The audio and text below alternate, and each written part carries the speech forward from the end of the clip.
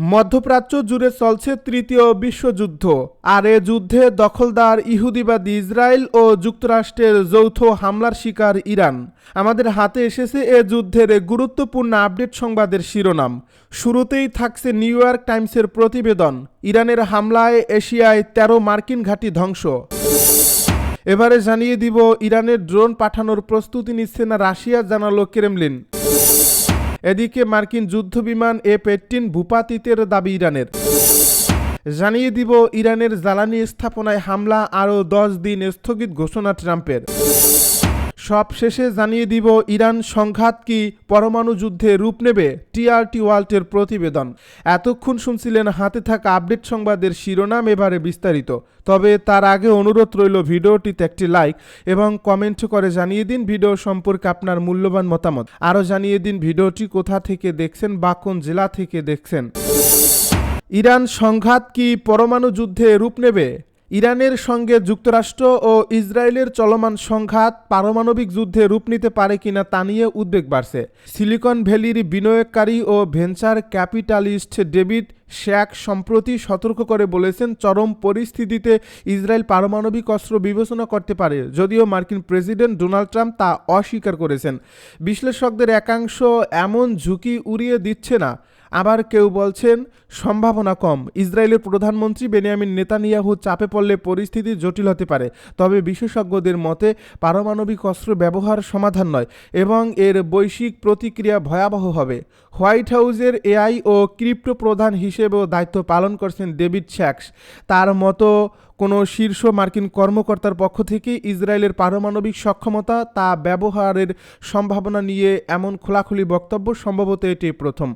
এতেই বিষয়টি নিয়ে ব্যাপক উদ্বেগ ছড়াচ্ছে। তুরস্কের সংবাদ মাধ্যম টিআরটি ওয়ার্ল্ড এ খবর জানিয়েছে, প্রথাগত প্রতিরক্ষা কর্মকর্তা না হয়েও শ্যাকস এ যুদ্ধের ভবিষ্যৎ নিয়ে উদ্বেগ প্রকাশ করছেন এবং যুক্তরাষ্ট্রকে ইসরায়েল মার্কিন যুদ্ধ থেকে বিজয় ঘোষণা করে বেরিয়ে আসার পরামর্শ দিয়েছেন।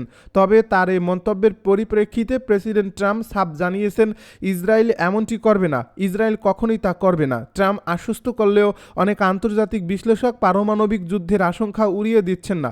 শিকাগো বিশ্ববিদ্যালয়ের রাষ্ট্রবিজ্ঞানী জন মিয়ার শেইমার মিডল ইস্ট আইকে দেওয়া এক সাক্ষাৎকারে বলেন, ইরানে যদি ইসরায়েল হেরে যায় এবং তারা যদি প্রথাগত উপায়ে ইরানকে পারমাণবিক অস্ত্র অর্জন থেকে থামাতে না পারে, তবে এমন এক পরিস্থিতি তৈরি হবে যেখানে তারা পারমাণবিক অস্ত্র ব্যবহারের কথা ভাববে। আমরা জানি এই গ্রহে ইসরায়েলের চেয়ে বেশি নির্মম আর কোনো রাষ্ট্র নেই। এখন পর্যন্ত এ যুদ্ধে ইরানে 1500 এবং লেবাননের সহস্রাধিক মানুষ প্রাণ হারিয়েছেন। ইসরায়েলে 15 জন এবং 13 জন মার্কিন সেনার মৃত্যু হয়েছে। হামলা ও পাল্টা হামলার এ চক্র পারমাণবিক যুদ্ধের দিকে মোড় নেবে কিনা তা নিয়ে উৎকণ্ঠাকে একেবারে অমূলক বলার সুযোগ নেই। ইরানের জ্বালানি স্থাপনায় হামলা আরও 10 দিন স্থগিত ট্রাম্পের। ইরানের বিদ্যুৎ গ্রিডে হামলার পরিকল্পনা আবারও স্থগিত করেছেন মার্কিন প্রেসিডেন্ট ডোনাল্ড ট্রাম্প। নতুন করে নির্ধারিত সময়সীমা অনুযায়ী এই হামলার সম্ভাব্য সময়সীমা 10 দিনের জন্য স্থগিত করে আগামী 6 এপ্রিল পর্যন্ত করা হয়েছে। তার নিজস্ব সামাজিক মাধ্যম ট্রুথ সোশ্যালে দেওয়া এক পোস্টে ট্রাম্প এ তথ্য নিশ্চিত করেছেন। তিনি জানান, ইরানের অনুরোধে তিনি বিদ্যুৎ কেন্দ্র ধ্বংসের সময়সীমা 10 দিনের জন্য পিছিয়ে দিয়েছেন। ট্রাম্পের দাবি, আলোচনা খুব ভালোভাবে এগোচ্ছে, যদিও এ ধরনের আলোচনার কথা অস্বীকার করছে ইরান। এই ঘোষণাটি এমন সময় এলো যখন যুক্তরাষ্ট্র হরমুজ প্রণালী পুনরায় খুলে দেওয়ার জন্য ইরানের উপর চাপ বাড়াচ্ছে। বিশ্বে তেল সরবরাহের একটি বড় অংশ এই প্রণালী দিয়ে পরিবাহিত হয়, যা বর্তমানে কার্যত অচল হয়ে পড়ছে। এর আগে ট্রাম্প হুঁশিয়ারি দিয়েছিলেন 48 ঘন্টার মধ্যে প্রণালী খুলে না দিলে তিনি ইরানের বিদ্যুৎ গ্রিডে হামলা চালাবেন। পরে ফলপ্রসূ আলোচনার কথা বলে তিনি প্রথমে 5 দিনের জন্য সময় বাড়ান, আর এবার সেটি দ্বিতীয়বারের মতো আরও বাড়ানো হলো। তবে এই পরিকল্পনা নিয়ে আন্তর্জাতিক মহলে বিতর্ক তৈরি হয়েছে। মানবাধিকার সংস্থা অ্যামনেস্টি ইন্টারন্যাশনাল ট্রাম্পের এই পদক্ষেপকে যুদ্ধাপরাধ সংগঠনের হুমকি হিসাবে উল্লেখ করছে। আইন বিশেষজ্ঞদের মতে বেসামরিক অবকাঠামো, বিশেষ করে বিদ্যুৎ কেন্দ্র লক্ষ্য করে হামলা চালানো জেনেভা কনভেনশন অনুযায়ী যুদ্ধাপরাধ হিসেবে বিবেচিত হতে পারে, যদি তা সরাসরি সামরিক প্রয়োজনীয়তার সঙ্গে যুক্ত না থাকে। বর্তমানে এই সংঘাতটি শুরু হয় 28 ফেব্রুয়ারি, যখন যুক্তরাষ্ট্র ও ইসরায়েল যৌথভাবে ইরানের উপর হামলা চালায়। এরপর থেকে এই অঞ্চল জুড়ে উত্তেজনা ক্রমেই বেড়েছে। মার্কিন যুদ্ধ বিমান F-18 ভূপাতিতের দাবি ইরানের। মধ্যপ্রাচ্যে চলমান উত্তেজনার মধ্যেই মার্কিন যুদ্ধ বিমান ভূপাতিত করার দাবি করছে ইরান। মার্কিন F-35 স্টেলথ যুদ্ধ বিমান ক্ষতিগ্রস্ত করার দায়ে স্বীকার করলেও যুদ্ধ বিমান F-18 ভূপাতিতের দাবি সরাসরি অস্বীকার করছে যুক্তরাষ্ট্র। ইরানের রাষ্ট্রীয় গণমাধ্যমের বরাতে জানানো হয়েছে, ইসলামী বিপ্লবী গার্ড বাহিনী একটি মার্কিন F-18 যুদ্ধ বিমানকে সফলভাবে লক্ষ্যবস্তুতে আঘাত করছে। এ দাবির সমর্থনে একটি ভিডিও প্রকাশ করা হয়েছে, যেখানে আকাশে উড়ন্ত একটি জেটকে আঘাত হানার পর নিয়ন্ত্রণ হারাতে দেখা যায় বলে দাবি করা হয়। তবে এই ভিডিওটির সত্যতা স্বাধীনভাবে যাচাই করা সম্ভব হয়নি। অন্যদিকে যুক্তরাষ্ট্রের সেন্ট্রাল কমান্ড এই দাবিকে মিথ্যা বলে উড়িয়ে দিয়েছে। তাদের বক্তব্য, ইরান কোনো মার্কিন যুদ্ধ বিমান ভূপাতিত করতে সক্ষম হয়নি। এর আগেও ইরান দাবি করেছিল যে তারা মার্কিন F-15 যুদ্ধ বিমান ভূপাতিত করছে, কিন্তু সেন্টকম জানায় চলমান অপারেশন এপিক ফিউরি এর সময় 8,000-এর বেশি যুদ্ধ বিমান উড়ানো হলেও একটিও ভূপাতিত হয়নি। ইরানে ড্রোন পাঠানোর প্রস্তুতি নিচ্ছে না রাশিয়া, জানালো ক্রেমলিন। রাশিয়া ইরানের জন্য ড্রোন পাঠানোর প্রস্তুতি নিচ্ছে না বলে জানিয়েছেন ক্রেমলিনের মুখপাত্র দিমিত্রি পেসকভ। বৃহস্পতিবার এ বিষয়ে একজন সাংবাদিকদের প্রশ্নের জবাবে পেসকভ বলেন, গণমাধ্যমে এত বেশি মিথ্যা রটানো হচ্ছে, তাদের প্রতি মনোযোগ দেবেন না। রাশিয়ার সঙ্গে ইরানের কৌশলগত অংশীদারত্ব চুক্তি রয়েছে। ইরানে মার্কিন ইসরায়েলি হামলার নিন্দা জানিয়ে আসছে রাশিয়া, তবে অস্ত্র বা সামরিক সরঞ্জাম দিয়ে তেহরানকে সহযোগিতার কথা প্রকাশ্যে আসেনি। যদিও এমন আলোচনা আসে যে রাশিয়া গোয়েন্দা তথ্য দিয়ে ইরানকে সহযোগিতা করছে। যদিও ইউক্রেন যুদ্ধে রাশিয়াকে সহায়তা দিয়েছে ইরান, বিশেষ করে ইরানের তৈরি শাহেদ ড্রোন দিয়ে মস্কোকে তেহরানের সহযোগিতার বিষয়টি বেশি আলোচিত। এর আগে বৃহস্পতিবার ব্রিটিশ সংবাদ মাধ্যম ফিনান্সিয়াল টাইমস এক প্রতিবেদনে দাবি করে যে যুক্তরাষ্ট্র ও ইসরায়েলের সঙ্গে যুদ্ধরত ইরানকে ড্রোন, খাদ্য ও ক্ষেপণাস্ত্র দিয়ে সহযোগিতা করছে রাশিয়া। ইরানের হামলায় এশিয়ায় 13 মার্কিন ঘাঁটি ধ্বংস। ইরানের হামলায় এশিয়ায় যুক্তরাষ্ট্রের 13টি সামরিক ঘাঁটি ধ্বংস হয়ে গেছে। মার্কিন প্রভাবশালী সংবাদ মাধ্যম দ্য নিউ ইয়র্ক টাইমসের এক প্রতিবেদনে এই তথ্য জানানো হয়েছে। ঘাঁটি ছেড়ে মার্কিন সেনারা এখন অস্থায়ী শিবিরে আশ্রয় নিচ্ছেন বলেও প্রতিবেদন উল্লেখ করা হয়েছে।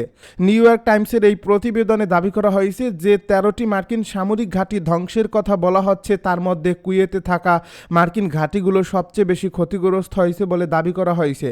এ প্রতিবেদনে উল্লেখ করা হয়, কুয়েতের পোর্ট সুয়াইবা, আলী আল সালেম বিমান ঘাঁটি এবং বুয়েরিং সামরিক ঘাঁটি পুরোপুরি ধ্বংস হয়েছে। উল্লেখ্য, যুদ্ধের শুরু থেকেই উপসাগরীয় অঞ্চলের দেশগুলোতে থাকা মার্কিন ঘাঁটিগুলোতে একের পর এক হামলা চালায় ইরান। তাদের দাবি, ওই অঞ্চলে বহু মার্কিন সামরিক ঘাঁটি গুঁড়িয়ে দিয়েছে। যদিও মার্কিন প্রতিরক্ষা দপ্তর পেন্টাগন বরাবরই ইরানের দাবি ভিত্তিহীন বলে জানিয়েছে। কাতার, বাহরাইন, সৌদি আরবের মার্কিন সেনা এবং বিমান ঘাঁটিতে ড্রোন এবং ক্ষেপণাস্ত্র হামলা চালাচ্ছে ইরান। এর মধ্যে নিউ ইয়র্ক টাইমসের প্রতিবেদনে আলোচনার জন্ম দিয়েছে। যদিও মার্কিন সরকারের পক্ষ থেকে এ বিষয়ে কোনো প্রতিক্রিয়া জানানো হয়নি। এ প্রতিবেদনে উল্লেখ করা হয়েছে, কাতারের আল উদেইদ বিমান ঘাঁটিতে থাকা যুক্তরাষ্ট্রের শক্তিশালী রাডার ব্যবস্থাকে ধ্বংস করেছে ইরান। এই ঘাঁটিটি মার্কিন সেন্ট্রাল কমান্ডের আঞ্চলিক সদর দপ্তর। এছাড়া বাহরাইনে মার্কিন সেনাবাহিনীর ফিফথ ফ্লিটের সদর দপ্তরেও হামলা করছে ইরান।